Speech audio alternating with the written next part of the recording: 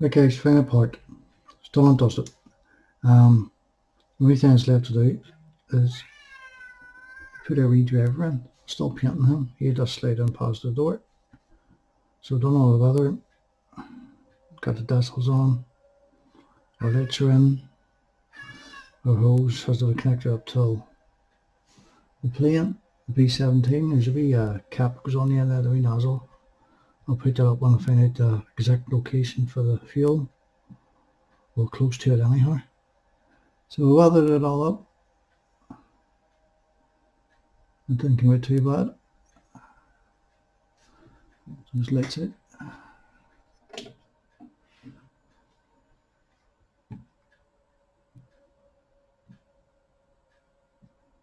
So it fits in nice and neat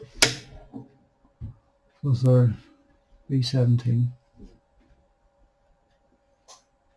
Really enjoyable wee build from Tamiya.